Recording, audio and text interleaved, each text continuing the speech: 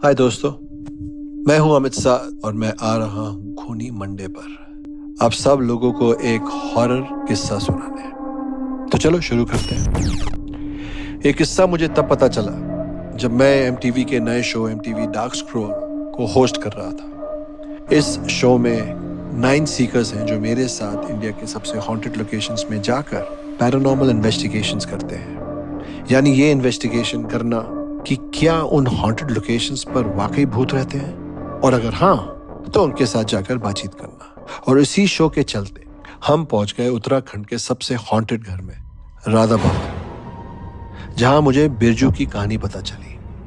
बिरजू दिल्ली का रहने वाला 21 साल का एक साधारण सा लड़का था।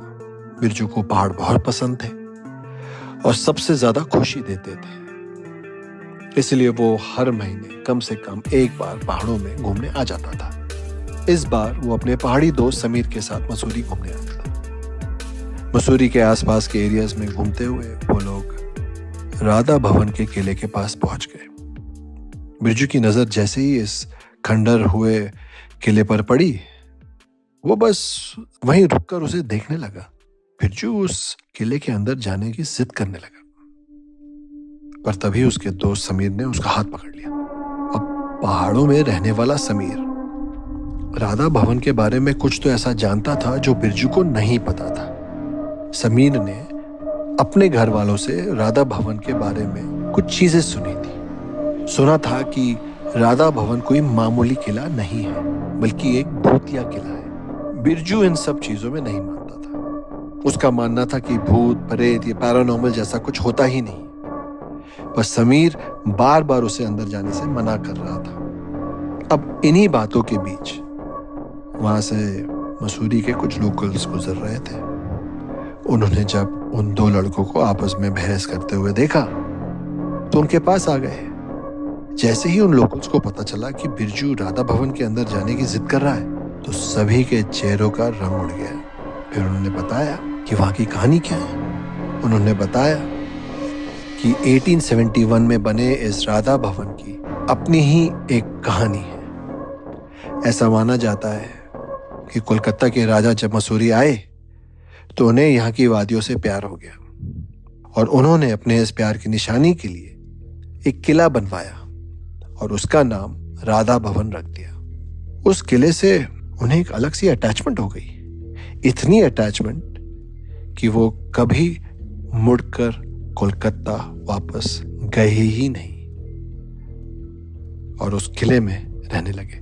राजा के मरने के कई सालों के बाद अफगानिस्तान का एक सुल्तान आमिर याकूब खान भी जब इस किले में पहुंचा तो उसे भी इस किले से मोहब्बत हो गई। पर इस किले पर ब्रिटिशर्स की भी नजर थी। ब्रिटिशर्स के बहुत कोशिश करने के बावजूद भी सुल्तान ने उस किले को नहीं छोड़ा और उसका अंजाम बुरा था। ब्रिटिशर्स ने सुल्तान को उसी किले की एक काल कोठरी में बंदी बनाकर रख दिया और उसी में सुल्तान की मौत भी हो गई। कहते हैं कि सुल्तान ने अपना शरीर तो छोड़ दिया, पर उनकी आत्मा उस किले को नहीं छोड़ पाई। सुल्तान के मरने के बाद राधा भवन में रह रहे ब्रिटिशर्स के साथ बहुत से पैरानॉर्मल इंसिडेंट्स होने लग गए और उन्हें डर कर वहां से भागना पड़ा।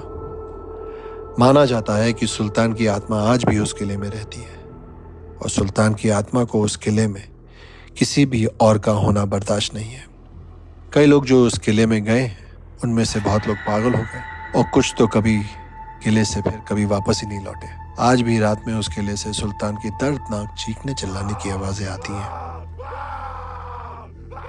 ये कहानी सुनकर समीर के तो पसीने छूटने लगे, पर बिरजू जोर जोर से हंसने लगा। उसने लोकल्स की कहानी का मजाक उड़ाया और कहा कि ये सब सिर्फ कहानियां हैं और वो इन कहानियों को झूठा साबित करने के लिए तो अब तो बिल्कुल अंदर जाएगा। लोकल्स बिरजू से गुस्सा होकर वहां से चले गए और बिरजू राधा भवन के अंदर जाने लगा, पर समीर ने भी उसके साथ चलने से इनकार कर दिया। बिरजू उसे भी पीछे छोड़कर किले के अंदर जाने लगा।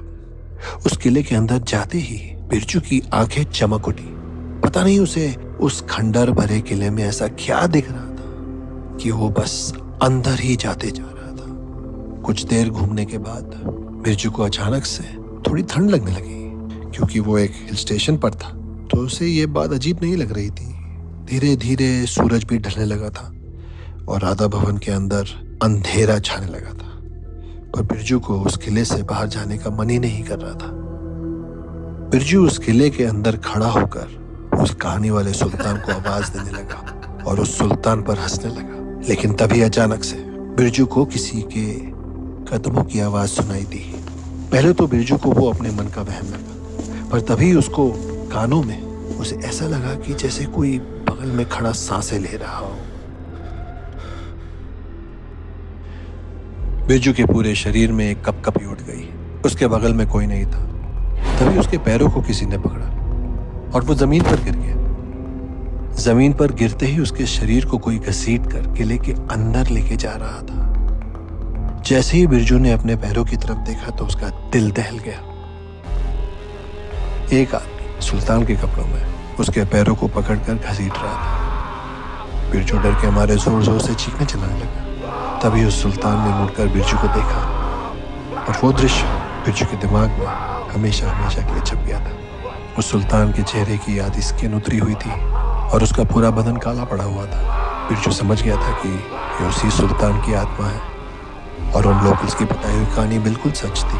उस सुल्तान की आत्मा ने बिरजू को एक काल कोठरी में पी। बिरजू को अंधेरे के सिवा और कुछ नहीं दिख रहा था, बस उसे जोर जोर से धम धम की आवाजें सुनाई दे रही थी। बिरजू बहुत ज्यादा डर गया था। उसे अचानक सांस आनी बंद हो गई और वो दर्द में चीखता रहा। चीखते चीखते वो बेहोश हो गया।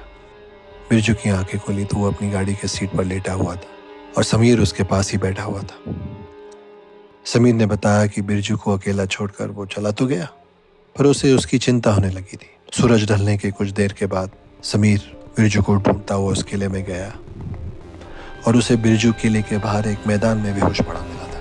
बिरजू ने समीर को गले लगाकर उसे सब कुछ बताया और वो उसके बाद कभी मसूरी नहीं आया। पर तब से बिरजू की मानसिक हालत खराब होती चली गई और वो पागल सा हो गया। और समीर को आज भी राधा भवन के बुरे सपने आते हैं। ये किस्सा सुनकर मैं और मेरा पूरा क्रू दंग रह गया।